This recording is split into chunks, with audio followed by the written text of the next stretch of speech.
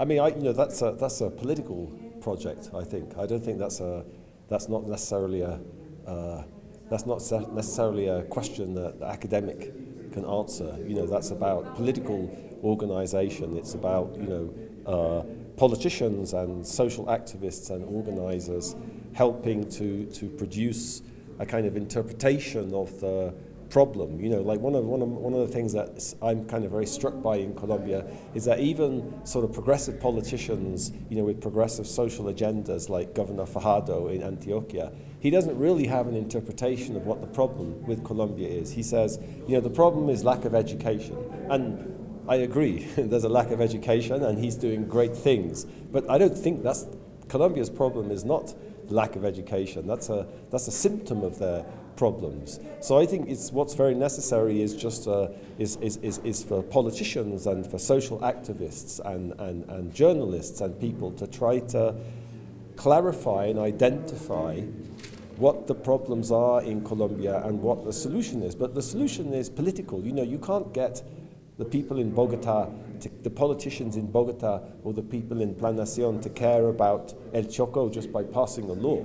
You know, they have to be enforced, they have to be induced, they have to be incentivized. It has to be the politicians, the government have to want that to happen. They have to want it to happen. They won't have to make it happen. And that's about making democracy work better. It's about making civil society stronger, more active. It's about creating a public sphere, as I was saying, where people can really try to come up with an analysis of what Colombia's problems are and how to push in that direction. So you know, this is a democracy. I think there's plenty of scope for creating a different type of society, but people have to work collectively. They have to work together. They have to come up with a common project for that to happen.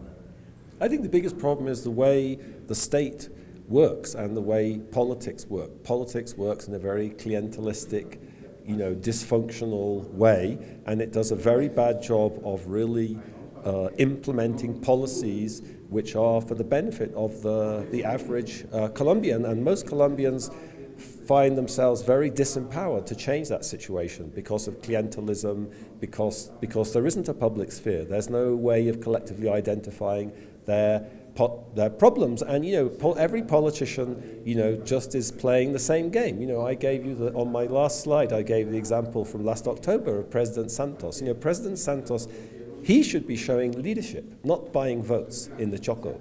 He has to show leadership. Where is the leadership? You know. Bueno, todo esto son cuestiones de grado y yo creo que es obvio que el campesino típico no va a llegar a ese punto. Cuando ya tiene educación superior, lo más probable es que sale, porque yo creo que en 2 hectáreas, 3 hectáreas, 5 hectáreas no puede ganar la vida igual que en otra actividad urbana.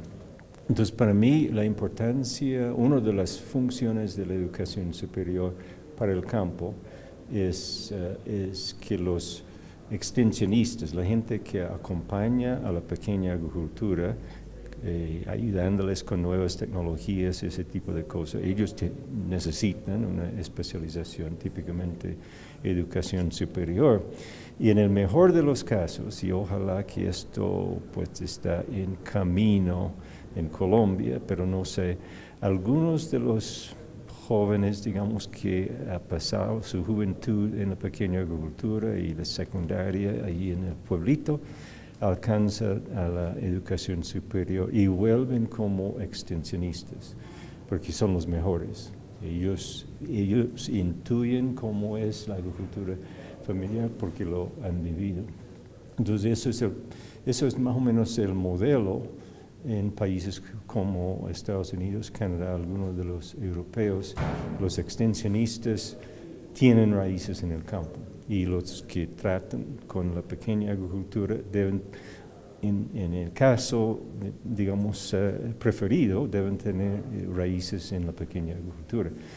Eso no quiere decir que un gran número, pero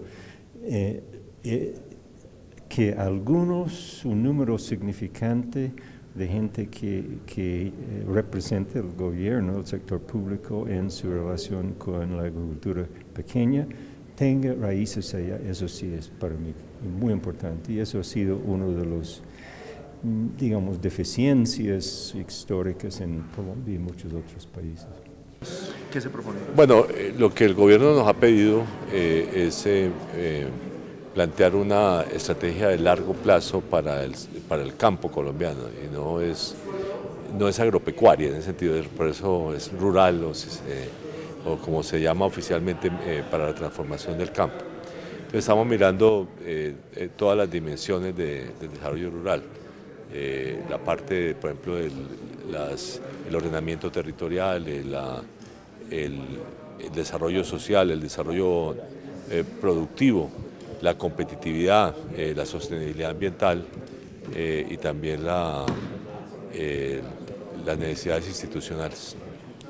Bueno, pasa por una mezcla de medidas que yo creo que muy integrales para el campo, que profundicen obviamente la acción de la política social, pero sobre todo den oportunidades productivas a las regiones que han sido escenarios del conflicto.